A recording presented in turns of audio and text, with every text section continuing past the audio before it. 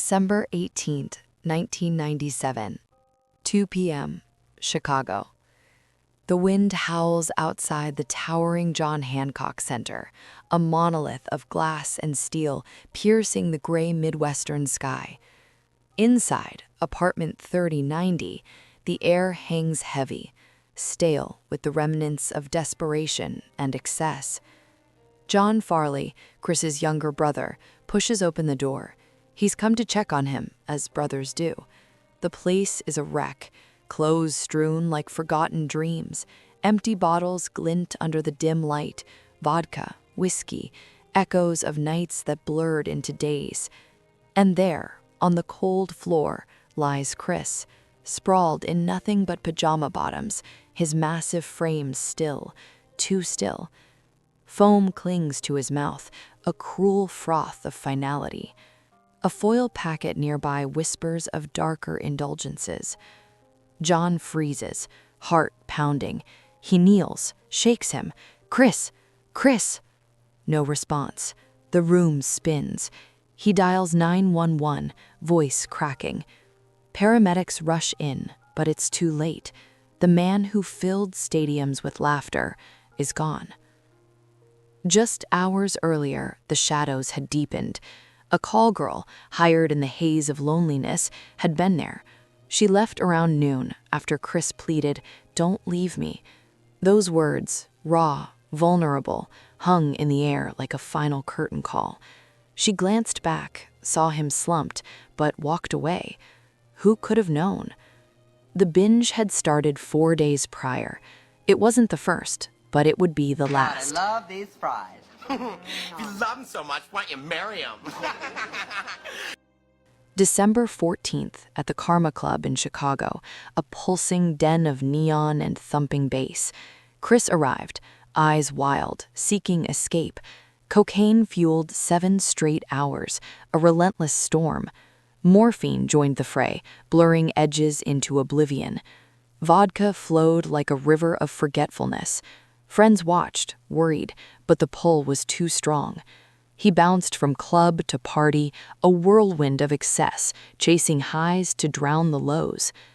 By the 17th, exhaustion set in. He called friends, family, desperate connections in the night.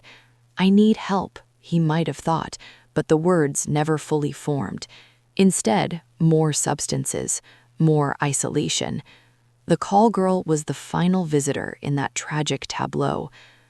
Autopsy reports painted a grim picture: speedball overdose, heroin and cocaine, a deadly cocktail that stopped his heart. But there was more. Advanced atherosclerosis, arteries hardened beyond his years, asthma that tightened his chest like a vice, type 2 diabetes, a silent thief sapping his vitality. At 33, his body bore the scars of a life lived at full throttle. 17 times. That's how many stints in rehab he'd endured. 17 battles against the demons that whispered in his ear. From upscale facilities to quiet retreats, he fought. He relapsed. He tried again. Friends like David Spade and Adam Sandler urged him on, but the grip was ironclad. Inspired by John Belushi, his idol, Chris mirrored the tragedy. Same age, same shadows. The news rippled out. Headlines screamed, SNL star Chris Farley dead at 33. Fans mourned the loss of Matt Foley, the motivational speaker who lived in a van down by the river, the Chippendale dancer who shook with unbridled energy, the man whose physical comedy left audiences breathless. But in that apartment, amid the chaos, lay a deeper story. A soul yearning for connection, masked by laughter. At 33 years old, the man who made the world laugh stopped laughing. Forever. What if one more plea had been heard?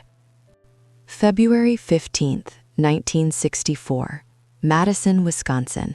A blanket of snow covers the quaint suburb of Maple Bluff, where American dreams take root in sturdy homes with picket fences.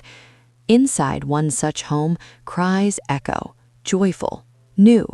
Christopher Crosby Farley enters the world, the third son in a loving Irish Catholic family. Thomas Farley Sr., a booming presence at 600 pounds, owns Farley Oil Company. He's the provider, the patriarch, with a laugh that shakes the walls and a heart as big as his frame. Marianne, the homemaker, weaves the family tapestry with warmth and faith. Devout Catholics, they instill values of kindness, humor, and resilience. Siblings arrive like blessings. Thomas Jr., the eldest, serious and steady. Kevin, the middle child, with a spark. Then Chris, the bundle of energy. John, the baby brother. And Barbara, the cherished sister. Life in Maple Bluff is idyllic. Summers at Red Arrow Camp, where Chris learns to canoe on Lake Superior's crisp waters, roast marshmallows under starlit skies, and pull pranks that leave counselors chuckling. "Who put the frog in the sleeping bag?" they'd ask, knowing full well it was the Farley kid with the mischievous grin. At home, pranks are currency. Chris hides in closets, jumping out with roars that send siblings scattering. Family dinners erupt in laughter. Thomas Sr. regaling tales from the oil fields, Marianne's eyes twinkling. Sundays mean Mass at St. Patrick's, where Chris serves as an altar boy, his chubby cheeks flushed with solemnity. But even there, humor sneaks in. A misplaced candle, a stifled giggle. Edwood High School shapes him further. A private Catholic institution. It's a place of discipline and discovery. Chris joins the football team, his stocky build a force on the line. Wrestling mats see his determination, pinning opponents with grit. But it's the stage that calls. School plays reveal a talent, broad gestures, impeccable timing. Teachers note his charisma, how he commands attention without trying. Yet beneath the joy, shadows lurk. Thomas Sr.'s wheat struggles mirror Chris's own budding issues. Food becomes comfort, laughter a shield. Bullies tease his size, but Chris deflects with jokes, turning pain into punchlines. "Hey, fatso," they'd yell. "Watch me dance," he'd retort, twirling comically until they laughed too. Family vacations to Ireland connect them to roots, rolling green hills, ancestral stories. Chris absorbs it all, his imagination firing. Back home, he idolizes comedians on TV, Belushi's wild energy, the slapstick of the Three Stooges. He mimics them in the living room, family as audience. High school years bring first tastes of rebellion, sneaking beers with friends, late-night drives, but faith anchors him, confessions, prayers for guidance. Graduation looms, a bittersweet milestone. Chris eyes college, unsure but excited. In those formative years, a star is born, not in lights, but in love. A boy who laughs to heal, pranks to connect. But could innocence shield him from the storms ahead? Or was the tragedy woven in from the start? Marquette University, fall 1982. Milwaukee buzzes with energy, and Chris Farley dives in head first. A communications major with a rugby minor. Wait, no, rugby is his passion. The Golden Eagles team sees his ferocity on the field, tackling with abandon, bruises as badges. Dorms echo with his booming voice. Parties, he's the center, chugging beers, telling stories that leave friends in stitches. But studies falter. Grades slip, but charisma saves him, professors charmed by his earnest pleas. It's here comedy crystallizes. Improv classes at the university theater ignite a fire. He joins a troupe, honing timing, physicality. Influences deepen. Belushi, Candy, Aykroyd. He studies their moves, mirrors their madness. Off-campus, jobs test him, working at his dad's oil company summers, learning the grind. But the pull of performance grows. Graduation 1986, a degree in hand, but heart set on laughs. Post-college, Chicago calls, the second city, hallowed ground for comedy legends. Chris auditions, nervous, electric.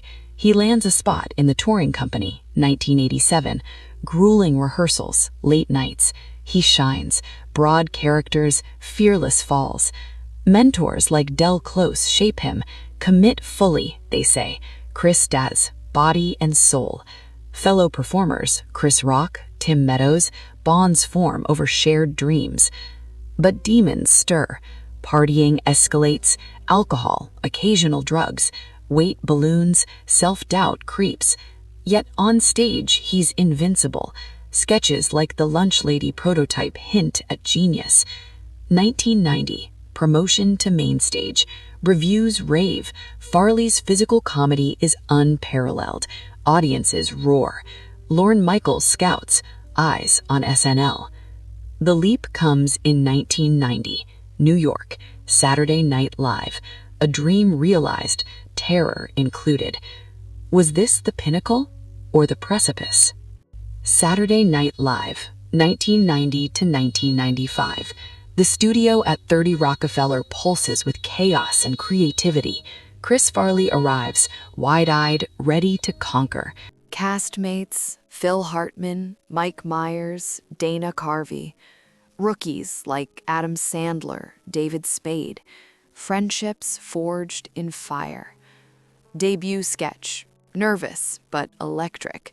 He plays a security guard, body slamming into laughs.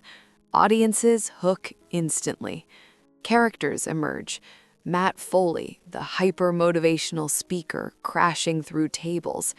I live in a van down by the river, a line etched in comedy history.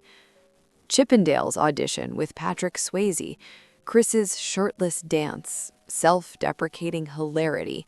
Viral before viral was a thing. Lunch Ladyland with Sandler. Sloppy Joes and Soul. Off-camera, bonds deepen. Sandler and Spade become brothers. Pranks abound. Chris hiding in closets, scaring the crew. But pressures mount. Live TV's unforgiving. Mistakes magnified. Addiction whispers louder. Cocaine enters the mix, a crutch for energy. Rehabs begin, first in 91. He fights, relapses. Cast worries. He's like Belushi, they murmur. Yet brilliance shines. Host gigs with idols, Tom Hanks cheering him on, Emmy nods. Fame surges. Magazine covers, fan mobs. 1995, departure. Movies beckon. But leaving SNL, a void opens. How does one outrun the shadows when the spotlight burns so bright? Hollywood, mid-90s. Lights brighter, stakes higher. Chris Farley leaps to film, hungry for more. Tommy Boy, 1995. With Spade, road trip comedy gold. Chris as Tommy Callahan, bumbling heir saving the family business. Box office hit, $32 million domestic. Critics mixed, but fans adore. Fat guy in a little coat, iconic. Black Sheep follows, 1996, again with Spade. Election chaos. Less success, but chemistry crackles. Beverly Hills Ninja, 1997. Solo lead. Clumsy ninja on a mission. $31 million. Chris's physicality peaks. Flips, falls, fearless. Cameos sprinkle. Airheads, Billy Madison. Dream roles tease. Shrek voice, later recast. Fatty Arbuckle biopic, unrealized. But cracks widen. Weight hits 300+ pounds. Diets fail. Drugs escalate. Heroin enters. Rehabs multiply. 10, 12, 15. Friends intervene. Sandler, we love you, man. Spade, tough love talks. Personal life, lonely. Relationships fleeting. Fear of vulnerability. Faith clings. Attending mass, seeking solace. Almost Heroes, 1998, posthumous. With Matthew Perry, Lewis and Clark spoof. Final film. In stardom's glow, a man fractures. What price for the laughter of millions?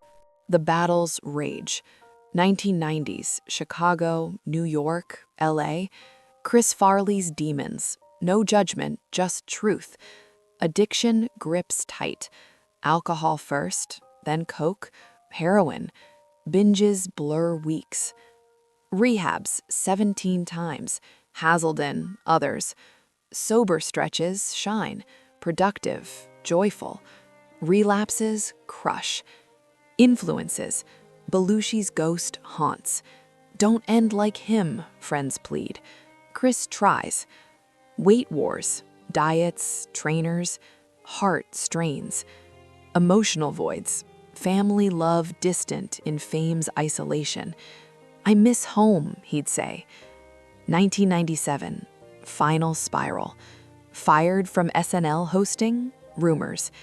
Last SNL appearance, October 97. Frantic energy. December binge, as cold open told. In the fight, resilience gleams, inspiring will. But why do the brightest flames flicker out? Legacy. Today, 2026. Chris Farley's echo resonates. Documentaries, books, The Chris Farley Show by Brother Tom. Influence. Comedians cite him. Jonah Hill, Kevin James. Physical comedy revived. Charity. Farley Foundation aids addiction recovery. Fans remember. Laughter heals. SNL marathons, movie quotes. Timeless voice. Warmth in chaos. What if we listen closer to the laughs beneath the pain? At 33, he left, but his laugh, eternal.